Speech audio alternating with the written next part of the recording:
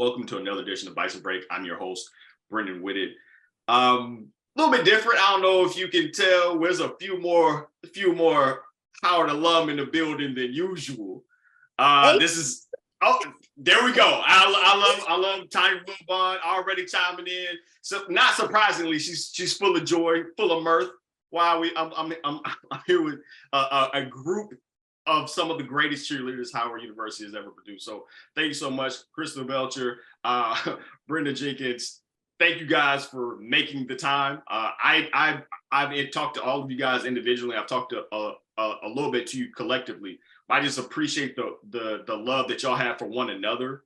The fact that we have generations of cheerleaders, not just cheerleaders, but coaches, and just I really, really appreciate that. So thank you and welcome to the show.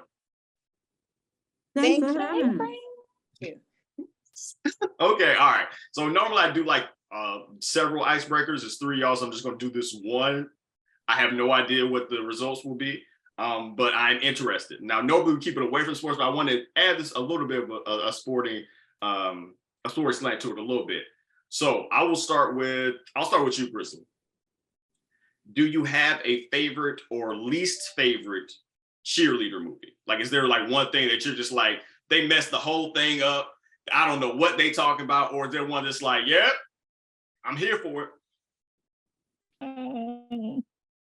I'm actually not a fan of Bring It On. I'm hurt.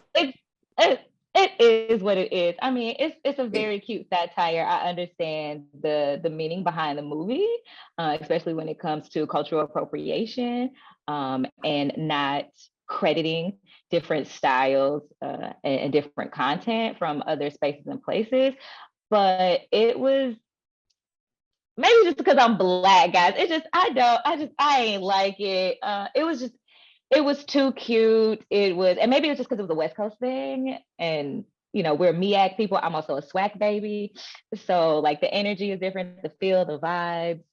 I valued it for the messages that it was portraying. But as far as the content, I just needed more grit, more soul, more spirit in it. You know, it just wasn't bringing it. That's me, guys. It did not bring it on. It failed tremendously. All right, fair enough. Ms. Wilbon, do you have a favorite one, or at least favorite one, I guess? Oh my gosh, Crystal, you threw me for a loop. I actually was going to say Bring It On. I did love the movie because I just love Gabrielle Union as an actress. So I agree with you wholeheartedly, Crystal. It did not represent us MEAC cheerleaders or SWAC. I am an initial SWAC baby as well.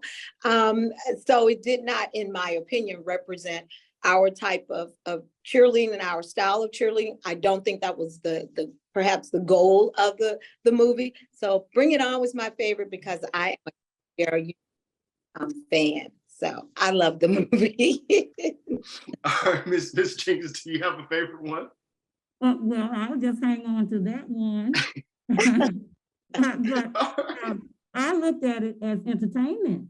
I didn't go into depth with it because I knew that didn't represent CIAA.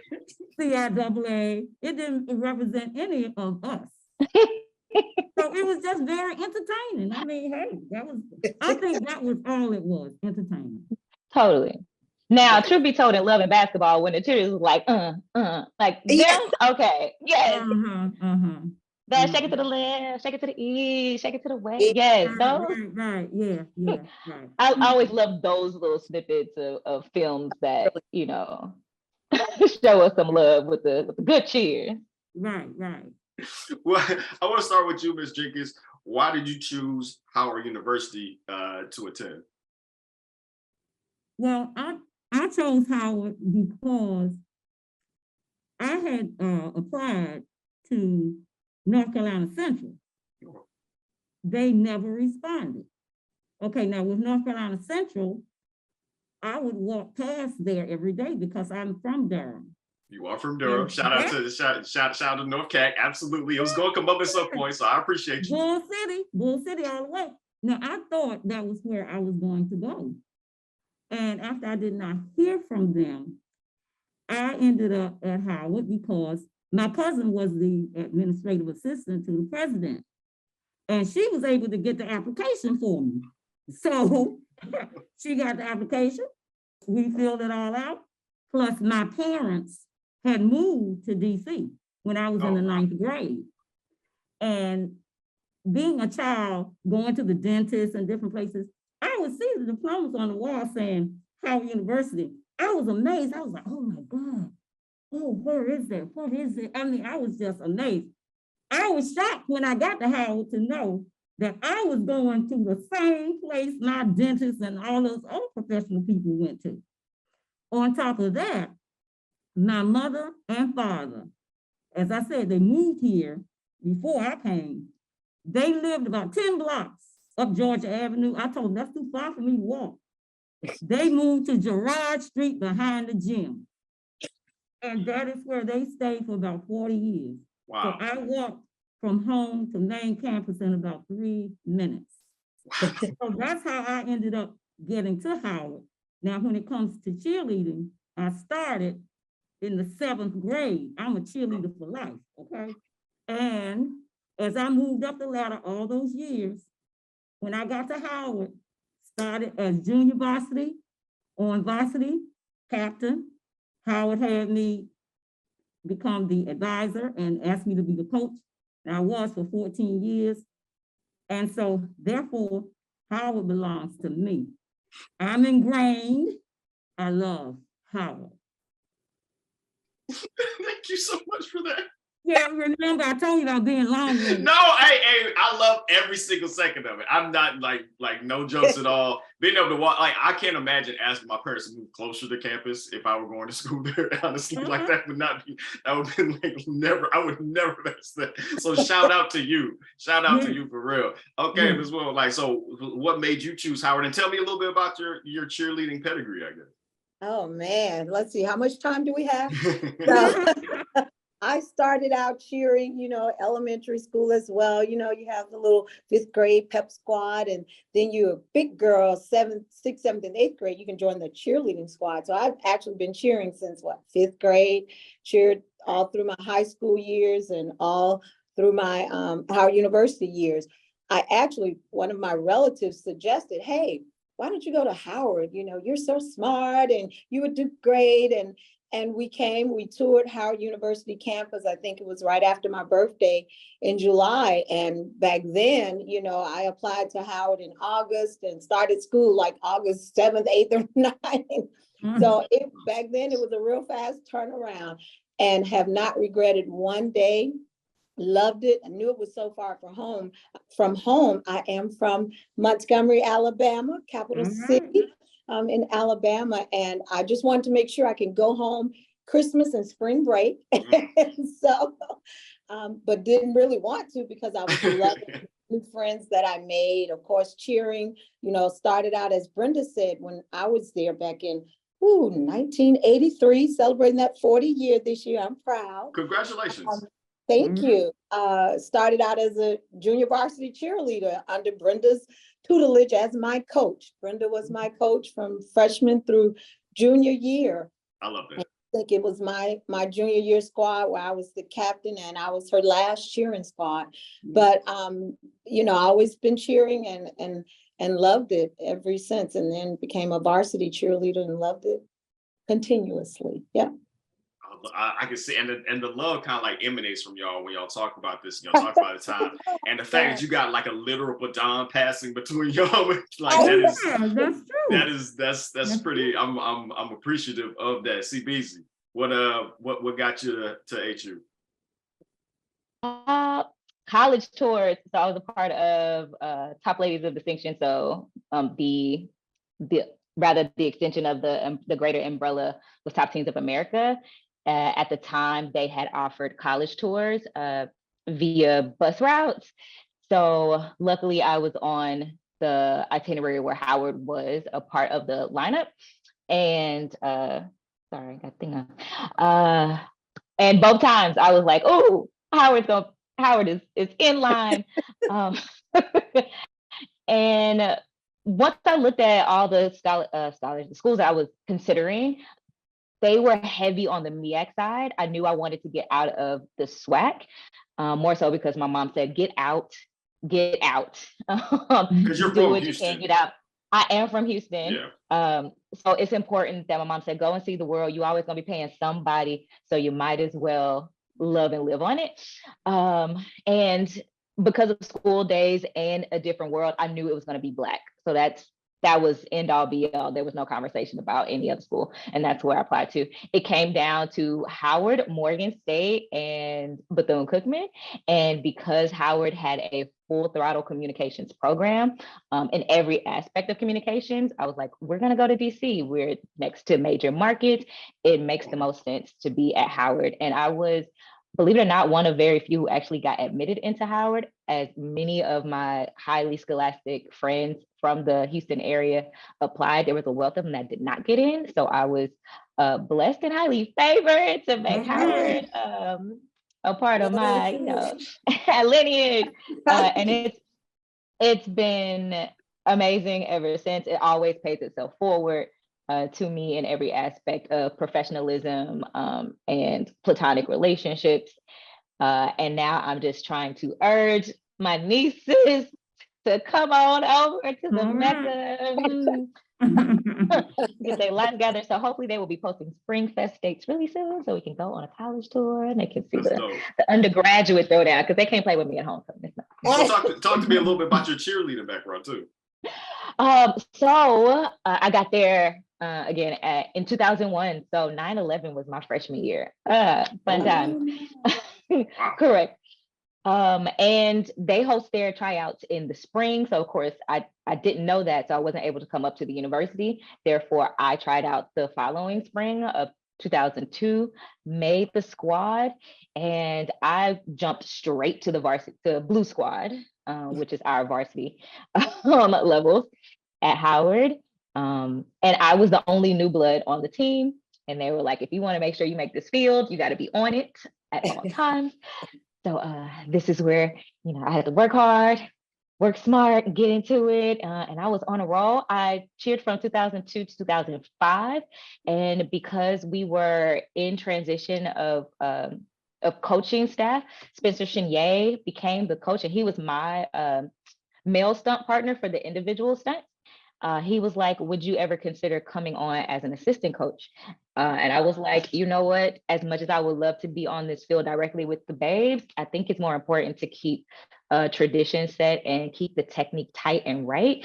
So I came on as assistant coach for 2 years. And then, from 06, 07, 08, 09, then I was considered full throttle coach, co-coach with Spencer Chenier. It's wonderful to have so many people that not only loved being a part of Howard's cheerleading program, but also gave back to those that were coming after them. Like, it's one thing to say you love something, it's another even to enjoy it while you're there. It's another thing to take your time and to go back to make sure that others have a similar experience that you had. And so I applaud y'all ladies for doing that, for real. I think I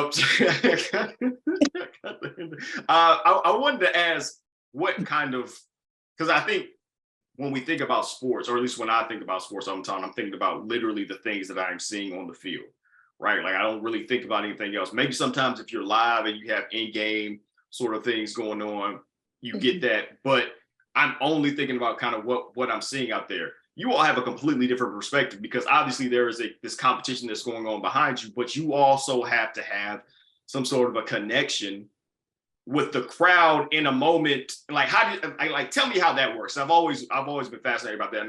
And I'll start with you, Ms. Moabon. Like, what is it? Like, what is that like? Because you have a job to do while there is also this other thing that's going on, and you have to have this connection with people whose attention may be diverted. Yes, you hit the hammer, the nail on the head, right? We have several jobs. One of our main jobs is really to motivate the team, right? To keep cheering on the team. The second main job is to motivate the fans.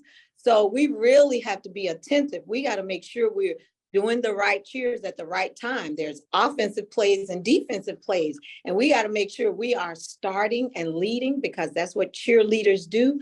They lead the crowd into encouraging and cheering for the team. So we got to make sure we're paying attention and calling the right cheers and staying enthusiastic and with a lot of spirit and encouragement to the other fans to help us.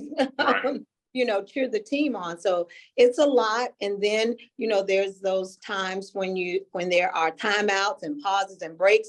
Our other task is to entertain, if you will, the fans while the coaches are talking in the timeout. So we got to practice to make sure we have this perfect routine ready to be done in lickety split during that timeout, perfect it, encourage wow the crowd, and then go back and be ready to pay attention to the game, be high spirited the entire 2 hours, 60 minutes, 90 minutes, however long that sporting event takes place. So yeah, it is a lot. It's a lot. And we love every minute. I was about to say, I was going to ask Ms. Jenkins, what did you enjoy so much about your time as a cheerleader? Like, what was the atmosphere kind of like for you?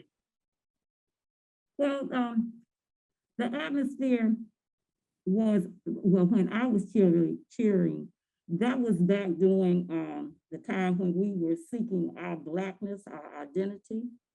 And so I had the luxury, I call it luxury, I was just so thrilled. I had the opportunity to create cheers and dance routines that just exude Blackness.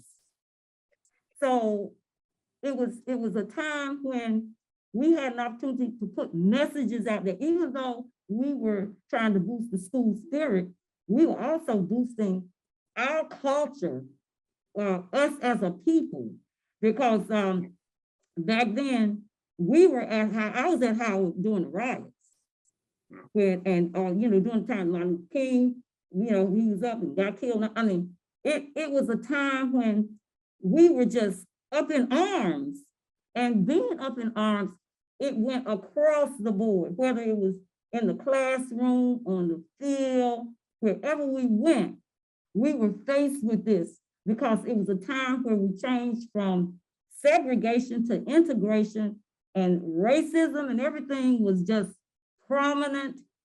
But the one thing that stays in my mind, I never experienced racism until I came to Howard. And a lot of people could you tell me a little more? They say, how is it that you experienced racism at Howard and you were from Durham, North Carolina? And I said, but Durham was a city, or still is, a city of progressive Blacks. We had our own. We didn't really have to go to the white man to get anything. It was a situation where there was a train track, and they used to talk about how the Blacks on one side, the whites on the other. So we didn't have to go to them. They didn't have to come to us. So we didn't go into a whole lot of racism, but I'm telling you what it was when it came to racism, and this is directly related to the sports. Our football team went to Atlanta. Cheerleaders went. We were on the plane together. We were very close. The cheerleaders were always close to the athletes. Well, after the game, we had a party. I mean, it was a live party. But it was one that we will never forget, because we had a party in a hotel, and a guy that was on the team that was a native of Atlanta, he had a car, so he had to transport the cheerleaders back and forth. So he piled all of us in the car. We were going back to our hotel because we were leaving the next morning. The captain of the football team could not, it wasn't enough room for him to get in. So they said, look, you just stay here. We're gonna take the girls back and we'll come back and get you. This hotel or motel had one way in, one way out. Well, these folk didn't know that we had gone in the back to make our U-turn to come out. When we came out, we saw these white people just wailing on this Black man. We looked, it was our captain of our football team. They were beating him badly. We jumped out the car and they ran. Okay. We went over to try to help, and they were running into the manager's office saying, call police, call police. because these men are out here, they're beating this man. Well, the manager of the hotel came out with a gun. He was white, and he was waving it at all of us. One of the cheerleaders, Cynthia Vickers, I'll never forget, my shero, she stood in front of that man and said, "Stop waving that gun. You want to shoot somebody, shoot me." I dug down behind her. I was like, oh my God. So anyway, the police came, and after they got there, we wanted to stay, but the captain of the team kept saying, "No, leave, don't stay here. You can't stay here." We were crying, got in the car, went to the hotel. Nobody could sleep all night. Next morning, we at the airport. Everybody saying, "Where is he? Where is he?" We didn't know where he was. Everybody was on the plane. All of a sudden, we saw this male figure walking towards the plane. Never seen this before in my life. This man, usually, when you look at a person from the front, you can see their ears. This man's head was so big, his face was covering his ears. It looked like a beach ball. And his eyes, they were black, bloody. And he got on the plane. When we got back to DC, they had the ambulance waiting for him, took him to the hospital. They beat their boy so bad. I went to the hospital to see him, and I wanted to know, why did you tell us to leave? We wanted to, stay with you. He said, because the white policemen were asking me that I want some more. He said, and I did not want you all to be at risk. He said, I wanted you to be safe. So that was the racism that I saw. It was in the South, but I'd never experienced it until I had come to Howard. So, hey. Wow. I tell you, heritage. Yeah. I mean, so you mentioned some of the cheers and stuff. Like, I'm not asking you to cheer, but if you could give me an idea of what that kind of sounded like, because I have no point of reference for that at all. Like my idea of cheers is pretty sanitized, right? In retrospect, I guess kind of sanitized, because you're talking about making a real statement. That was. Well, what we did what was called stomp cheers. And in doing stomp cheers, we had formations, and we would do our hands.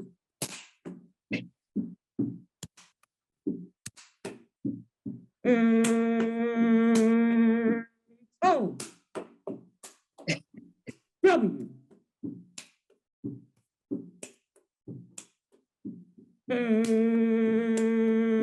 R B. Howard U. Mike to blue. And we would give the Black Power sign. Okay, then. Okay. Okay, and I mean, that's just one of. Yeah, no, I am wildly impressed. I don't remember much from college. I certainly would not be able to give you. Yes, thank you for that. Legitimately, that was wow, that was really, really impressive. I think all three of you all at some point, especially with the Bring It On reference earlier, had mentioned the difference between, I guess, Black squads and white squads. Could you tell me a little bit more about what's the difference between an HBCU cheerleading squad is and a PWI one? I'll start with you, CBZ. Or I think the key word would be the difference in spirit. It's, and maybe just because there's a different connection in regards to our diaspora in comparison to theirs. Ours is, well, technically, cheerleading period is all about call and response, correct? But the call and response that we have in our particular, like I said, diaspora connection is very different. So with credit to Miss Brenda, the stomp cheers is literally like the boot dance of our African brothers and sisters from yesteryear, correct? It drives the heartbeat of the crowd. So when the band is not there getting ready for halftime, at the end of second quarter, we're there to fill in those blanks. We're there to arouse the crowd so that we stay in the game. And even if those years when the football team and our basketball team and other teams just ain't giving what they need to give, we are still there to support the university at large and say like we still here, we still got halftime. The band Showtime can still show up, guys. We still, and don't forget third quarter. That's when we show out right to the next squad. So that's one way to explain it. Two,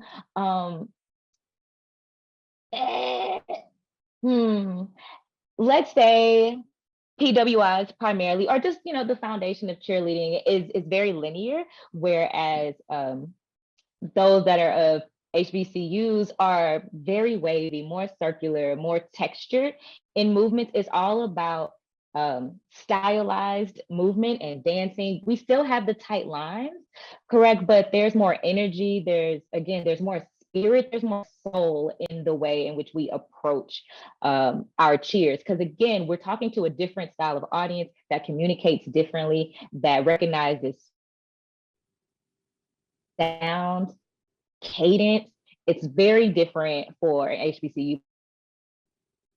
Oh man, I think we lost I was Crystal a little bit. Okay, Michigan my freshman. Oh, sorry. Yeah, so no, it's good.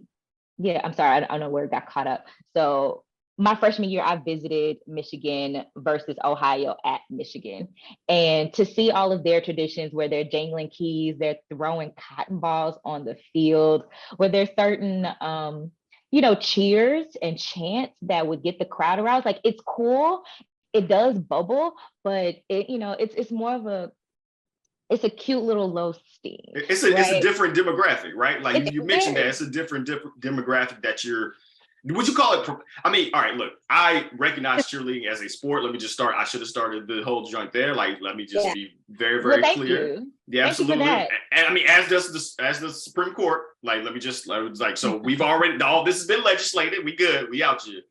But would you call it performing? Like, is that what you call it, or how do you guys refer to what cheer, I guess, is, for lack of a better? Well, most definitely the first step in it is to recognize that it is an athletic entity, right? It is a sport. Now, when it first was created, yes, it was more chants and whatnot. It didn't necessarily have the stunting capabilities. It really was very grounded. As cheerleading continued to evolve, just with movement and dance abilities and all these other styles of movement coming into the space. And then we started to level up off the ground. And that's where athleticism started to really develop into the conversation. I mean, we can do little spread eagles, whatever, but we're talking about like toe touches, and we're talking about height changes. We're like jumping as high as football players would when they're getting ready for combine, right?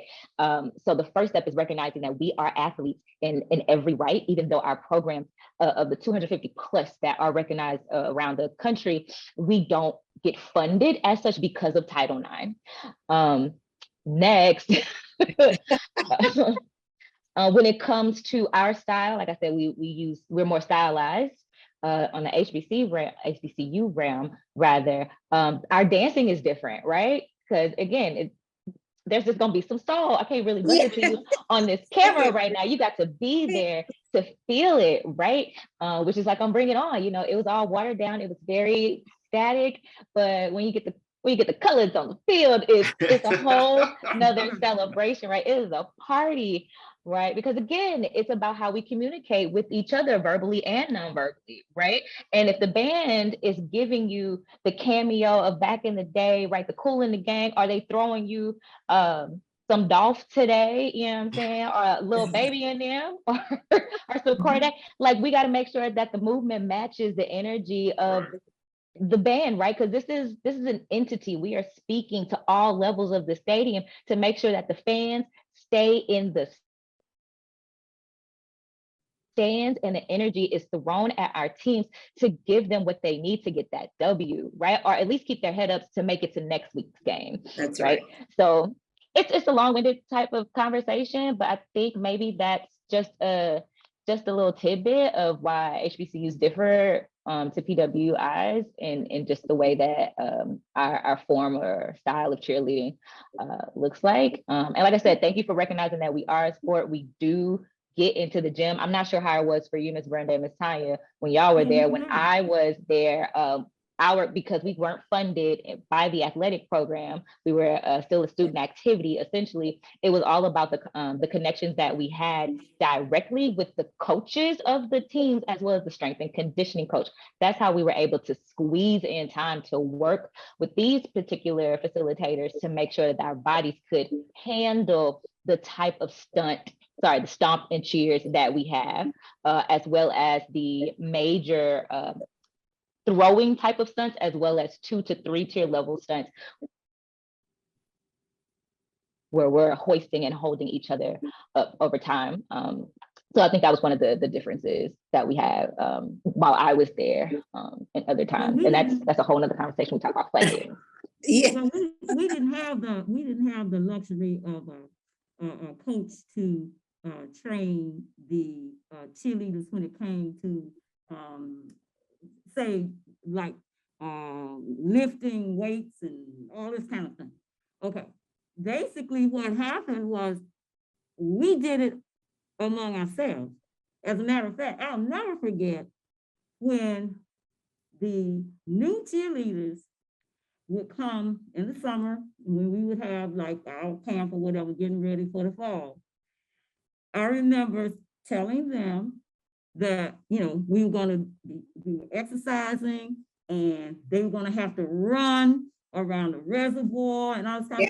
And so some of the girls said, yeah, that's what she thinks. I'm going around there and then I'm going to turn and I'm going to come back. They said, no, you're not. And they said, what do you mean? They said, oh, Brenden's going to be running with us. And she's probably going to beat us back. And she's going to be watching to see where you are. So we had to do it ourselves. And when I say ourselves, the squad and me, all of the training that had to be done the stunts, the time, everything, it was the squad and me. They didn't even allow us in the gym. We had to do our practice on the concrete. Concrete, yes. On the concrete. And we had no money either. The university, we didn't have any money. Everybody that was there, they were there out of the goodness of their hearts. And we all poured ourselves into what we were doing for us to be the best that we could be. That is, that's really impressive, the fact that you were able to do that amongst yourself. You know, most teams don't have to function that way. It's not that the athletes necessarily wouldn't, but they don't have to. It's always nice to have that sort of extrinsic motivation, because otherwise it is just y'all, you know what I mean? It is really just kind of y'all taking care of one another. And I'm sure that builds some very, very deep bonds between members, because there's a certain amount of accountability being held by your peer as opposed to somebody that that's maybe a little bit older or something like that. You all both touched on funding. I want to kind of tie this into the HU Alumni Cheerleaders Association. And I'll start with you, Ms. Woodbine. Like, I feel like those are pretty related, particularly the origin parts of that kind of the org. Yeah, certainly. You know, back in the 80s, I cheered for Howard, 1983, 87. And of course, as always, funding was an issue with regards to the cheerleading squad being able to travel. We definitely had monies for uniforms because, of course, we used the uniforms from the previous year, what have you. But that was one thing I was so grateful for. HUACA, the Howard University Alumni Cheerleading Association, which, you know, I would never do best justice to that organization as Ms. Brenda Jenkins will do as one of the founders. But we were so grateful as cheerleaders to have them support us. You know, they were encouraging. They would come every year and give $500 scholarships to cheerleaders with high academics, to cheerleaders that performed well as a cheerleading. And like you say, you know, now we're actually recognized, cheerleading is actually recognized as a sport. We have been sporting or competing since its inception, right? You compete at cheerleading competitions, and the preparation for that definitely defines you as an athlete, you know, and the nature and extent of the routines. You know, tell me an athlete who can jump up in the air and land in a split, our infamous jump splits, right? And all the, like Crystal explained, you know, the 2 and 3 level tiered pyramids that we imagine having to bench press someone your own size, basically what it amounts to, right?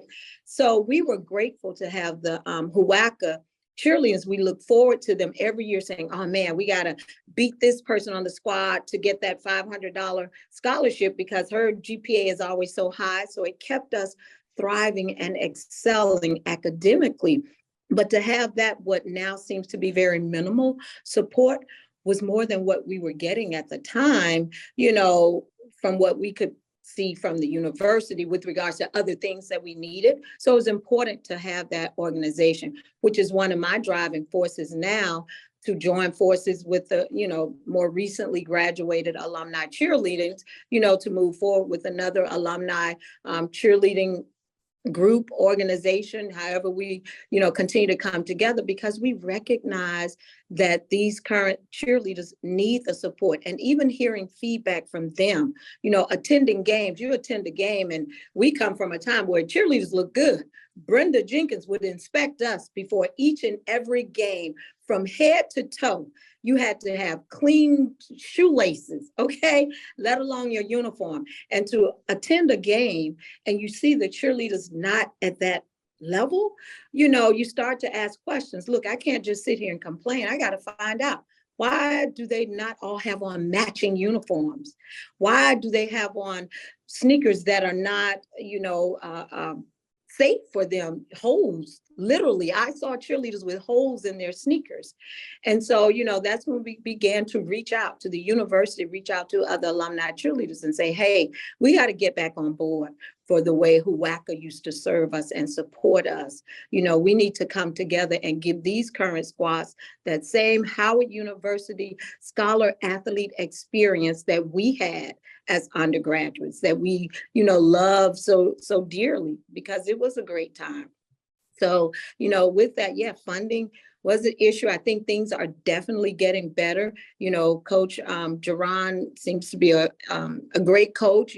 Brenda had to coach and do administrative things, but he's joining forces with student activities as well as the athletic department. And they are, of course, along with the support of, and I have to give a shout out, Bison Express. Hey. With me being one of the cheerleading, board of directors on Bison Express, I definitely speak up for the needs of the cheerleaders and say, hey, let's get some money to the cheerleaders. And Bison Express has not turned a deaf ear. They have supported the current cheerleading squad.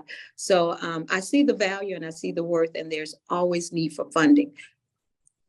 Yes, and this is a good time for me to plug bisonexpress.org/give. Please, just there'll be plenty of links that I'll link to this, absolutely. But now I appreciate you talking about the need for funding. As I mentioned, all you all have given back previously, and just to implore our viewers of the same. Ms. Jenkins, I gotta ask you about, you were there at the ground level, about how it was put together. Please just enlighten us about how that came about. Yes.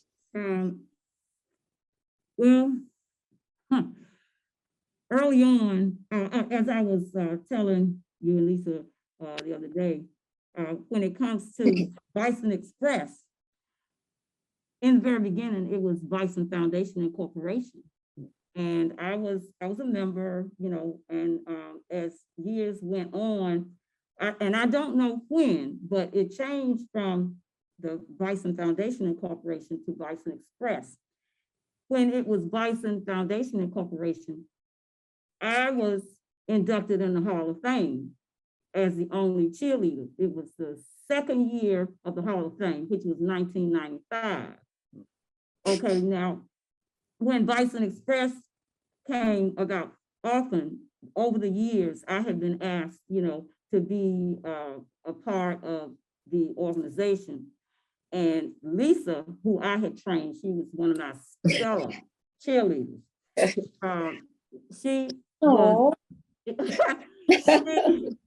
She was very kind, and she saw the need, and she stepped up to the plate.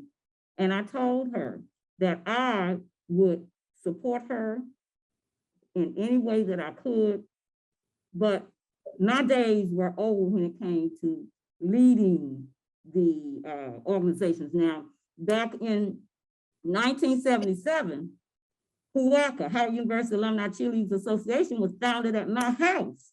It was founded at my house because I knew as the coach what the cheerleaders needed.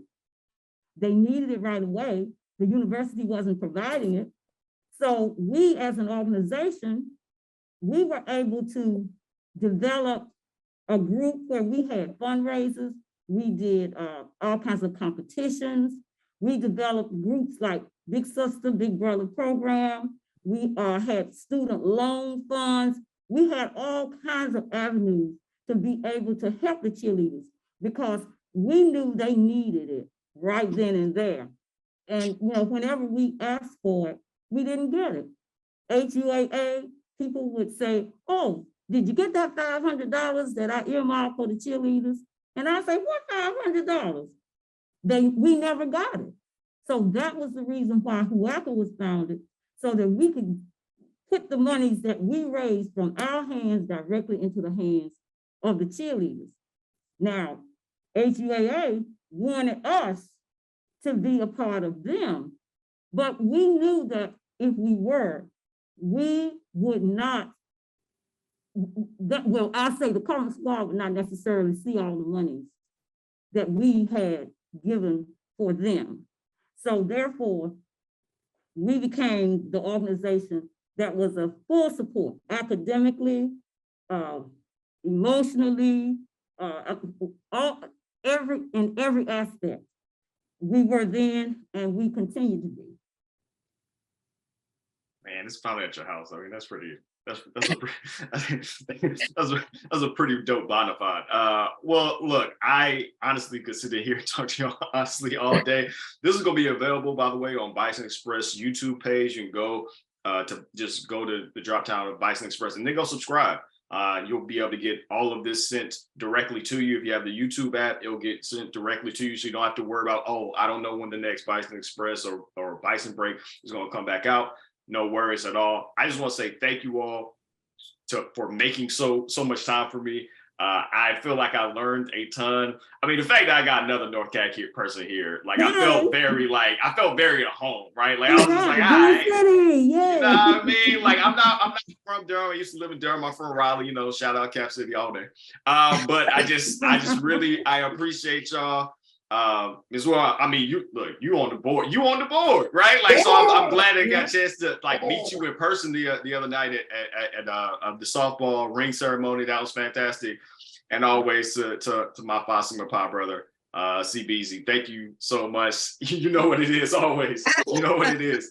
Thank you all so much. And we got to do this again at some point because this was just too much fun for me. So absolutely. Thank you. Thank you for doing this. Absolutely. Thank you. Y'all always got a door open. The door is literally always open. Come to y'all Bison Break. You know what it is. All right.